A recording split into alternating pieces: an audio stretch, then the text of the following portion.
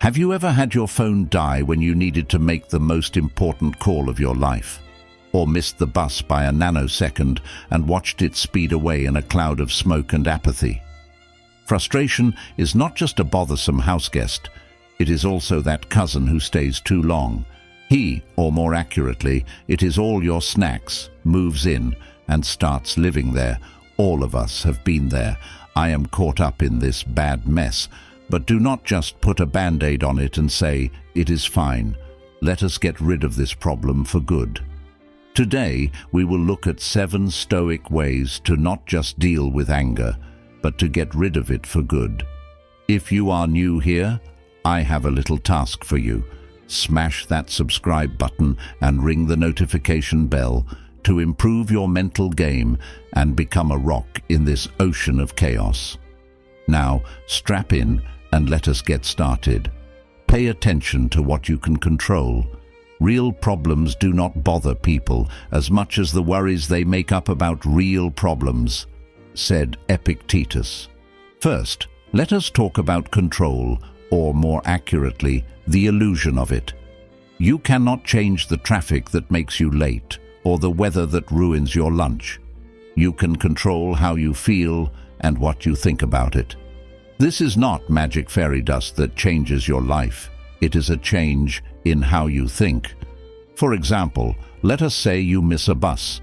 You could punch the air and throw a fit, or you could take a deep breath, relax, listen to a podcast, or just look up and enjoy the sky. The bus has already left, and no amount of anger will bring it back. In today's fast-paced world, everyone wants to do, be, and achieve more.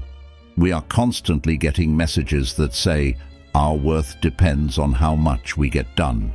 But life is not a list that never ends. It is a collection of planned and unplanned moments that come together to make the tapestry of our lives. So the next time something does not go the way you want, stop and ask yourself, is this something I can change? If the answer is no, take a deep breath and let go. If yes, do something about it. There is no point in getting upset about a lost bus when you could find another way to get where you need to go. This first Stoic concept can make you feel free.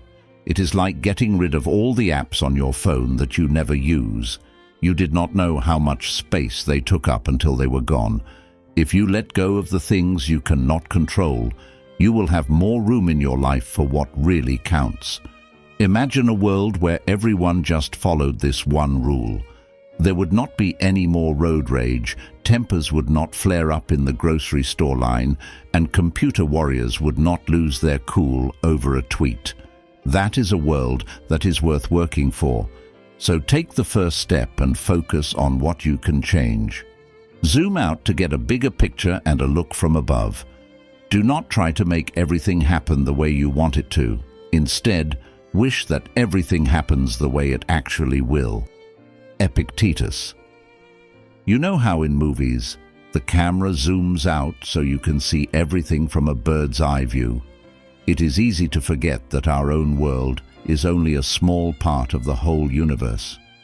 Sometimes we need a bird's eye view to put things in perspective and see that the problems we face are small in the big picture. Are you upset that your Wi-Fi is not working? Imagine seeing this from space, where even the biggest cities look like dots on a globe. Pretty small, right? This change in point of view can cut through anger like a hot knife through butter. I am not trying to say that your problems are not important. What I mean is that we sometimes give them power over us by making them bigger in our minds. We make anthills into mountains and then wonder why they are so hard to climb. Now, practicing the view from above is not a way to run away from your problems. You cannot just ignore a flat tire or a tight schedule. But if you change the way you look at them and think about how important they are in the bigger picture of life, they become easier to deal with. How come it works? Because taking a step back makes your problems seem smaller and makes you appreciate what you have more. If you are healthy, have a roof over your head, and people who care about you, Are not those things more important than a small change in your plans?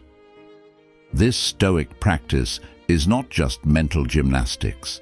It is about getting back in touch with what is important. And when you look at the picture as a whole, the cells that make it up seem less skewed. So the next time something does not go your way, and you find yourself getting more and more upset, take a step back. You might find that the problem is not as big as it seemed, allowing you to face it head-on instead of being frozen by it. Use the power of the moment. Seneca said, "True happiness is to enjoy the present without worrying about the future." We are always in a hurry, right? We are always in a hurry to finish school, get a job, fall in love, and check off all the other things that society says will make us whole. In this never-ending rush, it is easy to miss the present. Stoics, on the other hand, argue for a break and a focus on the present. In the digital age we live in now, it might seem harder than ever to be in the moment. Notifications come at us all the time. News feeds are a distraction, and worries about tomorrow often overshadow the joys of today. But here's the thing, this pulling forward or backward often makes people angry. Either we are annoyed because things are not going as fast as we would like, or because of something that happened in the past. By putting your attention on the present, you take back your time. It is like stopping a leak in a ship that is about to sink. You are no longer letting your energy leak into things you cannot control, like the past, which you cannot change, or the future, which you cannot know. Do not misunderstand me. Planning is important, and it is good to learn from mistakes. But letting them take over your present is like bringing trouble from the future or sorrow from the past into the present. So how can you show up more? Start by shutting out noise from the outside world. Turn off notifications that are not important.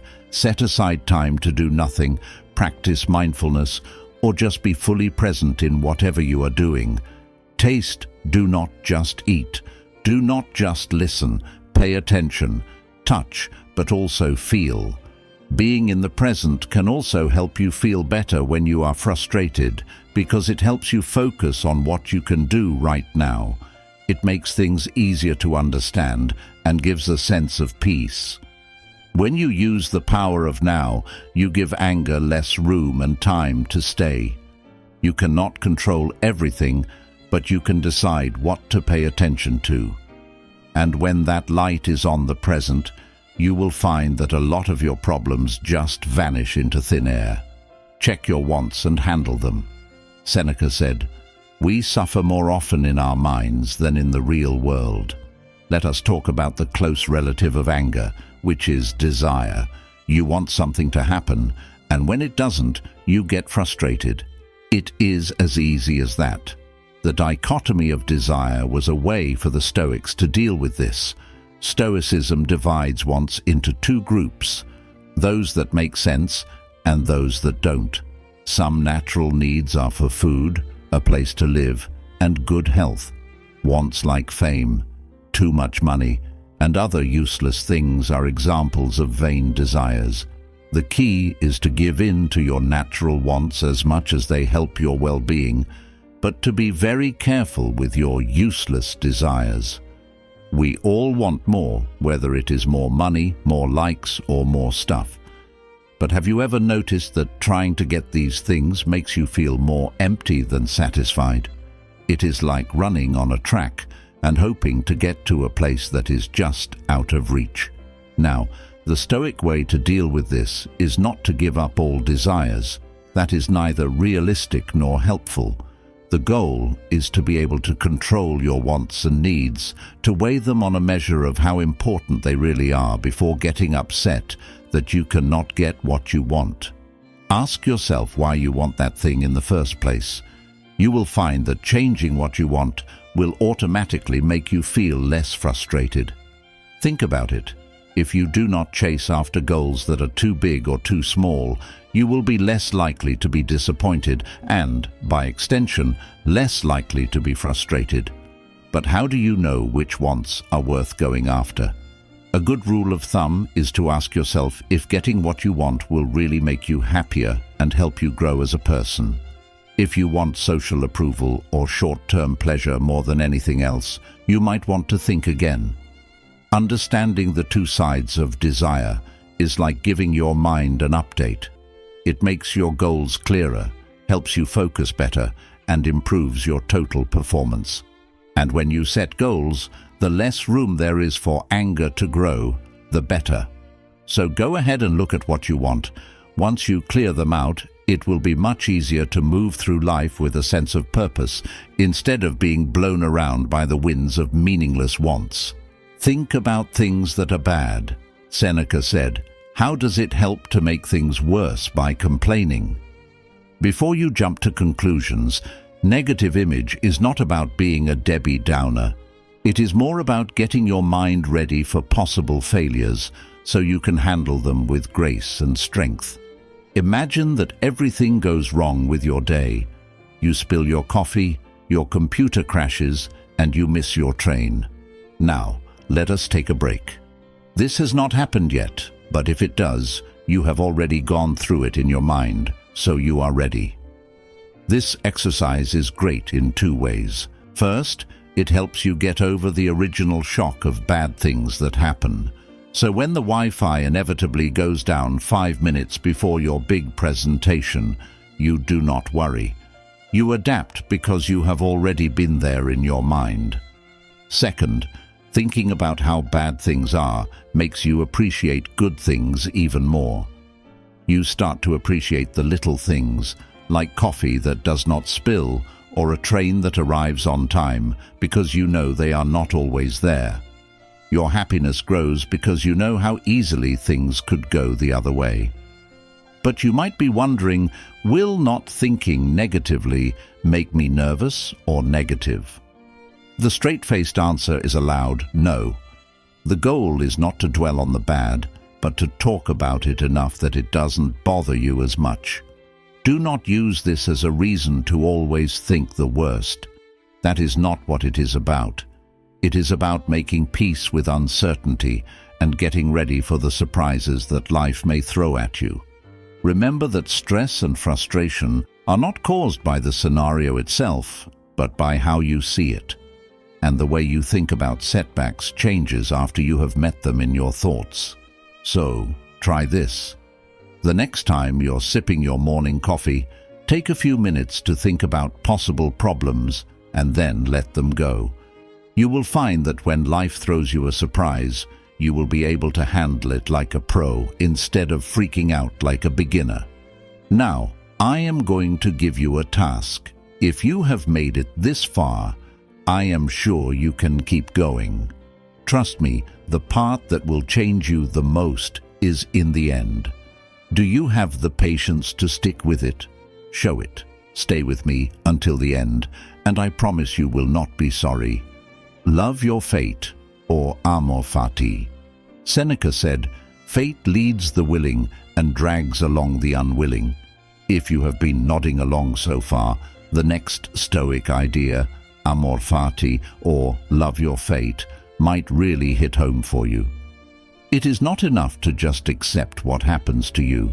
You have to embrace it, love it, and know that everything you go through is a lesson in disguise. Did you lose your job? Instead of being sad, think of it as a chance to change careers or learn something new. You are no longer together. Even though it is hard, it could be the universe's way of telling you that there is something better for you out there. This does not mean you should not feel sad or disappointed, because those are normal human feelings. The calm way is to feel them and admit them, but then turn the situation around. Ask yourself, how will this make my life better? It is about turning something that most people think is bad into a different kind of good. Also, amor fati is freeing because it frees you from having grudges and finding fault, which can be so draining. When your default setting is try me, there is no room for why me. So the next time you run into a problem, do not just put up with it. Instead, accept it. Love your fate, and your fate will start to love you back. It is not about ignoring the problems in life.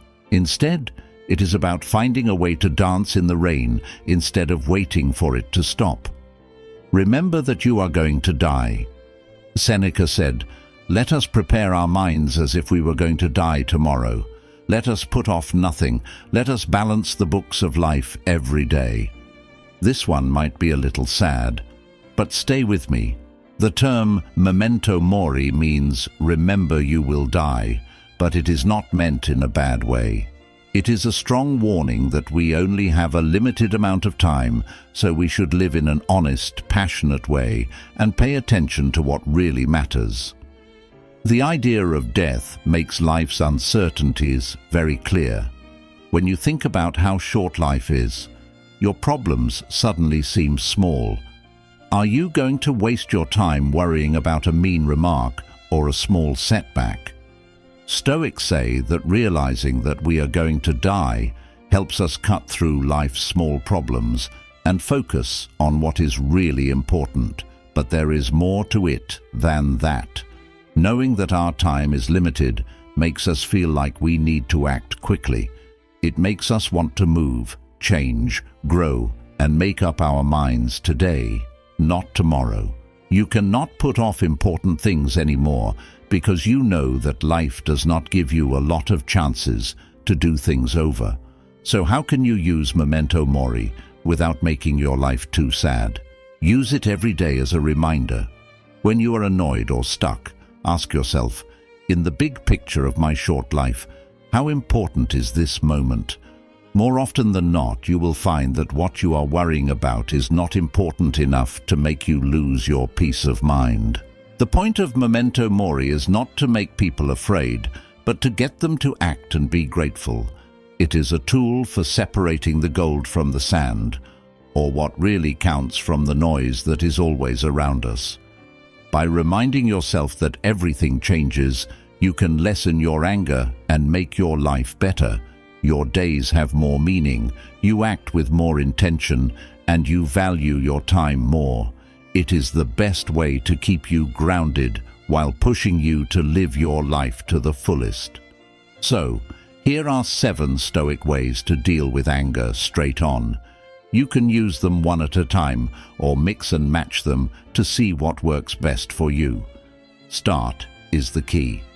After all, a trip of 1,000 miles starts with a single step, and for you, that first step is to stop being frustrated.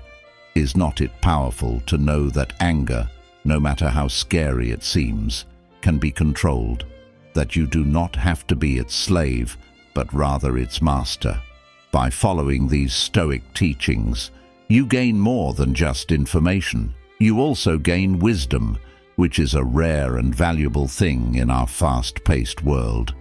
If you felt like you understood something or got a spark of energy from these ideas, do not keep it to yourself. Try to get involved in this group as much as you can.